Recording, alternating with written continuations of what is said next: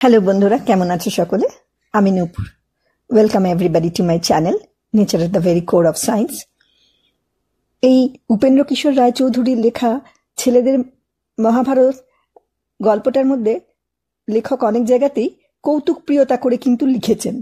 সত্যি কথা বলতে কি, যুদ্ধের মতো একটা ভয়ঙ্কর ঘটনাকে উনি যেরকম সরসতার সঙ্গে বর্ণনা করেছেন, তা পড়তে গেলে পরে সত্যিই খুব মাঝে মাঝে হাসি পায়। আমি তো নিজের মনেই কতবার হাসি, পড়তে পড়তে হাসি চলে আসে পুরো। তো আমরা তো এখন কর্ণ পর্বে চলেছি। কর্ণ পর্বটা আজকেই শেষ হয়ে যাবে। আর এই কথাগুলো তো আমরা সকলেই জানি, কারণ আমরা ছোটবেলা থেকেই মহাভারত পড়ে এসেছি। তবু মহাভারতের গল্প বোধহয় কোনোদিনও পুরনো হয় না। ওই যে একটা কথা আছে না, যা নেই ভারতে তা নেই ভারতে। তার মানে মহাভারতে যা নেই তা বোধহয় পৃথিবীর কোথাওই নেই। অনেক আগে একটা সিনেমা দেখেছিলাম, হিন্দি সিনেমা কলযুগ। ওখানে ওটা মহাভারতের আদলে করা ছিল এবং মহাভারতের আধুনিকীকরণ বলা যেতে পারে। এবং সত্যি সেখানে দেখা যায় যে প্রত্যেকটা চরিত্র ভালো মন্দ মিশিয়ে রয়েছে। প্রত্যেকটা চরিত্রের মধ্যে একটা অন্ধকারময় দিক রয়েছে, আবার একটা আলোকিত দিক রয়েছে, যেটাই সাধারণ মানুষের ধর্ম। সেটা দেবতাদের নয়, কারণ দেবতাদেরকে আমরা বানাই এমন ভাবে যেন তাদের কোনোই কোথাও কালো দিক নেই। কিন্তু মানুষ হচ্ছে ভালোয় মন্দয় দোষে গুণে মেলানো মানুষ, এবং মহাভারতের চরিত্রগুলো ঠিক সেইভাবেই অভিনয় করেছে। তারা মানুষের মতোই, তারা মনুষ্যচিত ভালো মন্দ নিয়েই তারা গড়ে উঠেছে। আর আমরা এখন যে পর্বে রয়েছি কর্ণ সম্বন্ধে শুধু এইটাই বলা যায় যে কর্ণের মতন একজন বীর যোদ্ধা খুব কমই দেখা যায়, কিন্তু তিনি সারা জীবনই একটা একাকিত্বে ভুগেছেন এবং সেই জন্মলগ্ন থেকেই মাতা কুন্তী দ্বারা তিনি অবহেলিত হয়েছেন। কুন্তী তাকে স্বীকৃতি দেননি। সারা জীবন ধরেই যেন কর্ণ একের পর এক ভাগ্যের হাতে মার খেয়েছেন। সেই জন্য বারবার যেন তিনি চাতুরী ছলনা এসবের শিকার হয়েছেন। সেই আমরা যে আগে পড়লাম, সেই দেবাদিদেব ইন্দ্র ব্রাহ্মণের ছদ্মবেশে তার সহজাত সুরক্ষা কবচ কুণ্ডল হরণ করেছেন, কি না নিজ পুত্র অর্জুনের সুরক্ষা ও জয় নিশ্চিত করার জন্য।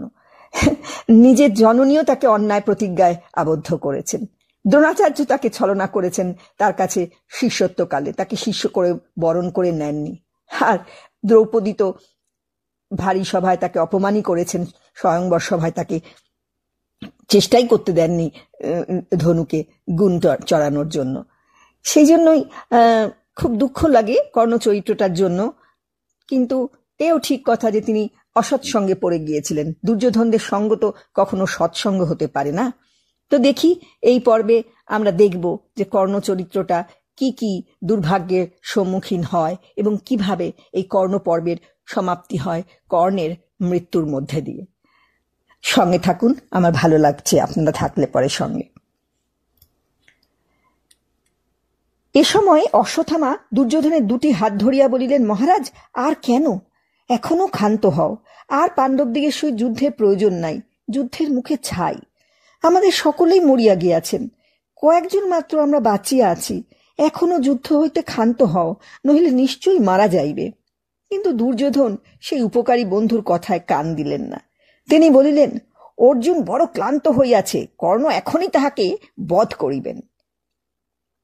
এদিকে কর্ণ আর অর্জুনের যুদ্ধ আরম্ভ হইয়াছে। যোদ্ধারা সিংহনাদ করিয়া আর চাদর উড়াইয়া তাহাদিগকে উৎসাহ দিতেছেন।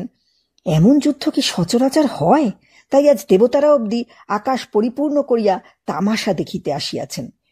বান বান, কেবলই বানের পর বান।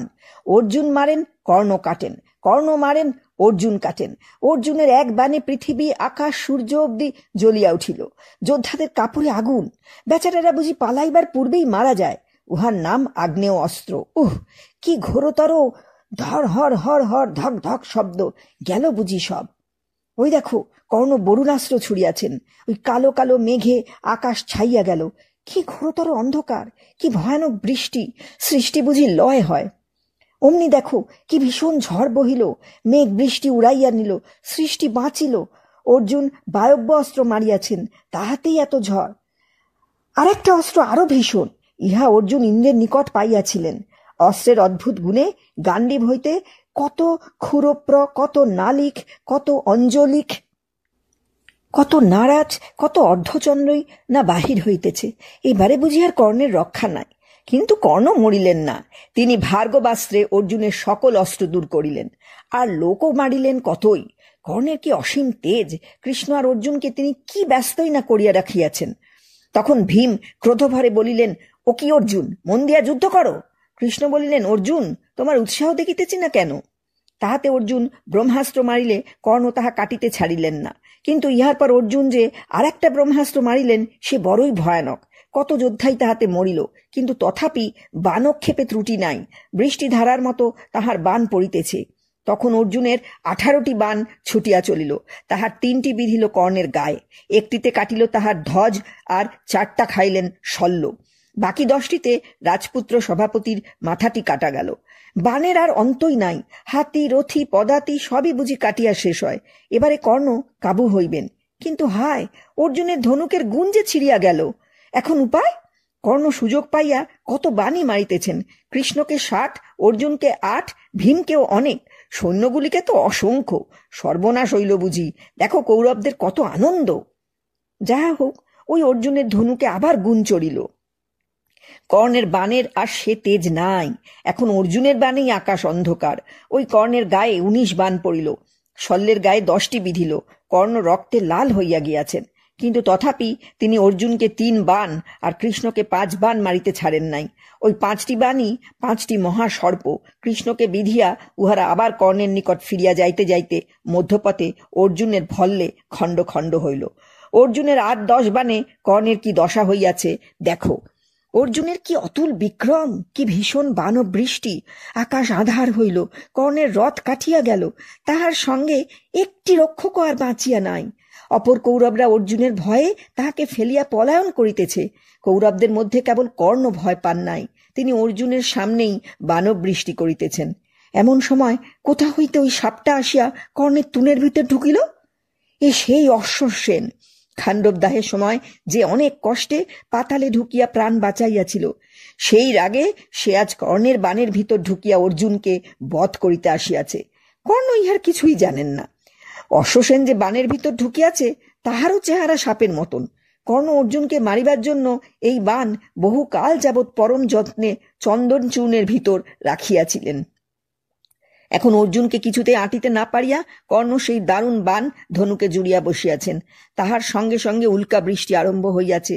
আকাশে আগুন ধরিয়া গিয়াছে। এ বাণ লাগিলে আর অর্জুনের রক্ষা নাই। ইহাকে আটকাইবার ক্ষমতাও কিছুরই নাই। তাই বাণ ছুড়িবার সময় কর্ণ বলিলেন, অর্জুন, এইবারে তুমি গেলে। কি ভয়ঙ্কর বাণ! সর্বনাশ হয় বুঝি এমন সময় কৃষ্ণ হঠাৎ পায়ে চাপিয়া অর্জুনের রথখানিকে মাটির ভিতর বসাইয়া দিলেন। ঘোড়াগুলি হাঁটু গাড়িয়া বসিল, আর কর্ণের বাণ অর্জুনের গায়ে পড়িতে পারিল না। তাহার সেই ইন্দ্রদত্ত আশ্চর্য মুকুটখানি গুঁড়া করিয়া দিল। অর্জুন বাঁচিয়া গিয়া সাদা পাগড়ি বাঁধিয়া লইলেন। সাপের বাছা ঠকিয়া গিয়া বড়ই চটিল। সে কর্ণকে গিয়া বলিল, কর্ণ, তুমি আমাকে না দেখিয়াই বাণ মারিয়াছিলে, তাই অর্জুনের মাথা কাটিতে পারি নাই। এবারে আমাকে দেখিয়া বাণ মারো, নিশ্চয় উহাকে বধ করিব। কিন্তু কর্ণ বড় অহংকারী লোক। তিনি অন্যের সাহায্য লইতে প্রস্তুত নহেন। কাজেই দুষ্ট সাপ নিরাশ মনে ফিরিয়া চলিল। কিন্তু কৃষ্ণকে ফাঁকি সে কোথায় যাইবে? তিনি অমনি অর্জুনকে তাহার কথা বলিয়া দিলেন। আর দেখিতে দেখিতে দুষ্ট সাপ খণ্ড খণ্ড হইয়া গেল। ততক্ষণে কৃষ্ণ রথখানিকে তুলিয়া লইয়াছেন। আর কি ভয়ানক যুদ্ধই চলিয়াছে। কৃষ্ণকে 12টি আর অর্জুনকে 90টি বাণ মারিয়া কর্ণের আনন্দের সীমা নাই। অর্জুন তাহা সইবেন কেন? তিনি কর্ণকে তেমনি শিক্ষা দিলেন। ওই কর্ণের মুকুট আর কুণ্ডল উড়িয়া গেল। ওই তাহার বর্ম ছিন্ন ভিন্ন হইল। আহা, এখন না জানি ওই দারুণ বাণগুলি তাহার গায়ে কিরূপ বিধিতেছে। রক্তে শরীর ভাসিয়া গেল। ওই তাহার বুকে ভীষণ বাণ ফুটিল, আর তাহার জ্ঞান নাই। তখন আর অর্জুনের উদার হৃদয় তাহাকে বাণ মারিতে চাহিল না। সেজন্য কৃষ্ণ তাহাকে তিরস্কার করিলেন। কর্ণের জ্ঞান হইলে আবার যুদ্ধ চলিল। কিন্তু এবারে বুঝি আর তাহার রক্ষা নাই। ওই তাহার রথের চাকা বসিয়া গেল। আহা, এই বিপদের সময় আবার বেচারা তাহার সেই পরশুরামের দেওয়া বড় বড় অস্ত্রের কথা সব ভুলিয়া গিয়াছেন।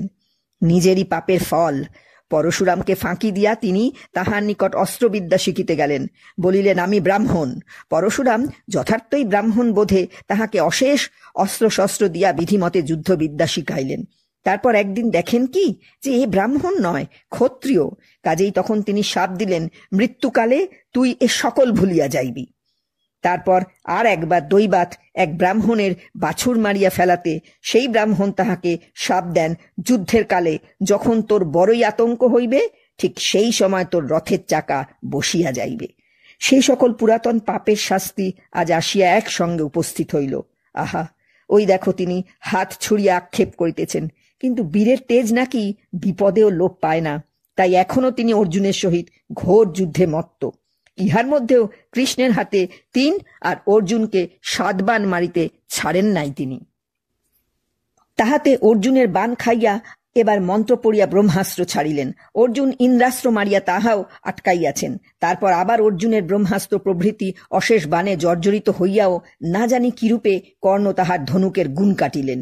অর্জুন তৎক্ষণাৎ নতুন গুণ পরাইয়াও তাহাকে আটিতে না পারায় কৃষ্ণ তাহাকে আরো বড় বড় অস্ত্র মারিতে বলিতেছেন। হঠাৎ কর্ণের রথের চাকা আরো অনেকটা বসিয়া গেল। বেচারা তাহা উঠাইবার জন্য প্রাণপণে কি টানাটানি না করিতেছেন। পৃথিবী তাহাতে 4 আঙ্গুল উঁচু হইয়া গেল, কিন্তু চাকা যে কিছুতেই উঠিতেছে না। এইবার কর্ণের চোখে জল আসিল। তিনি অর্জুনকে বলিলেন, অর্জুন, তুমি বড়ই ধার্মিক আর মহাশয় লোক, একটু অপেক্ষা করো, আমার রথের চাকাটা তুলিয়া লই।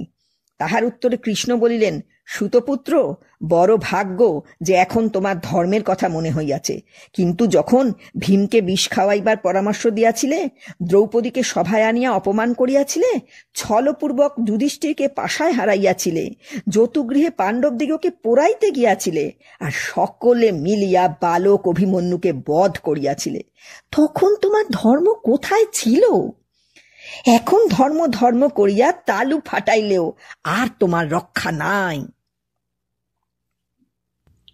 এ কথায় কর্ণ আর কি বা উত্তর দিবেন, তাই লজ্জায় কর্ণের মাথা হেঁট হইল। বিষম রাগে ব্রাহ্ম, আগ্নেয়, বায়ববাদী অস্ত্র বর্ষণপূর্বক তিনি আবার যুদ্ধ আরম্ভ করিলেন এবং অচিরে ভীষণ একটা অস্ত্রে অর্জুনকে অজ্ঞান করিয়া ব্যস্তভাবে রথ হইতে নামিলেন, যদি এই অবসরে তাহার চাকা আবার উঠানো যায়। কিন্তু হায়, চাকা কিছুতেই উঠিল না। কৃষ্ণ অর্জুনকে বলিলেন, এই বেলা কর্ণকে মারো, উহাকে রথে উঠিতে দিও না। সে কথায় অর্জুন অঞ্জলিক নামক ভীষণ অস্ত্র গান্ডিবে জুড়িবা মাত্র ভয়ে সকলের প্রাণ উড়িয়া গেল। আর দেখিতে দেখিতে সেই মহাস্ত্র ঘোর গর্জনে প্রচণ্ড তেজে ছুটিয়া গিয়া কর্ণের মাথা কাটিয়া ফেলিল। তখন সকলে অবাক হইয়া দেখিলেন কর্ণের দেহ হইতে অপরূপ দীপ্তি নির্গত হইয়া সূর্যের সহিত মিলিয়া যাইতেছে। আজ আর পাণ্ডবদের আনন্দের সীমা নাই। ভীম সিংহনাদ পূর্বক নৃত্য করিতেছেন, আর সকলে শঙ্খ বাজাইয়া জয় ঘোষণায় মত্ত। বেচারা কৌরবগণ ভয়ে বিহ্বল হইয়া পলায়নের পথও পাইতেছে না। এমন সময় সন্ধ্যা আসিয়া পড়িল। দুর্যোধন হা কর্ণ বলিয়া কাঁদিতে কাঁদিতে শিবিরে চলিলেন। আজ সঞ্জয়ের মুখে এই সংবাদ শুনিবা মাত্র মহারাজ ধৃতরাষ্ট্র অজ্ঞান হইয়া পড়িয়া গেলেন। ভীষ্ম দ্রোণের মৃত্যু সংবাদেও তিনি এত ক্লেশ পান নাই। আজ শেষ হয়ে গেল কর্ণ পর্ব। খুব মনে আসে কর্ণ চরিত্রটার জন্য। জ্ঞানে, গুণে, দানে, ধ্যানে একজন শ্রেষ্ঠতর মানুষ হওয়া সত্ত্বেও কেবলমাত্র জন্ম এবং সংস্কারের বিরুদ্ধতার কারণেই তার চরিত্রে বিপরীতমুখী বিশিষ্ট উন্মেষিত হয়েছে। মহত্বের সঙ্গে সঙ্গে হীনতা, বীরত্বের সঙ্গে সঙ্গে ভীরুতা, উদারতার সঙ্গে ক্রূরতা কর্ণ চরিত্রকে এক অপূর্ব বৈচিত্র্য দান করেছে। মাতৃস্নেহ বঞ্চিত, লোক সমাজে অশেষ লাঞ্ছিত, দৈবাভিশপ্ত মহাবীরের এই অসহায় বিনষ্ট পরাক্রম আমাদের পাঠক হৃদয়কে আর্দ্র করে তোলে।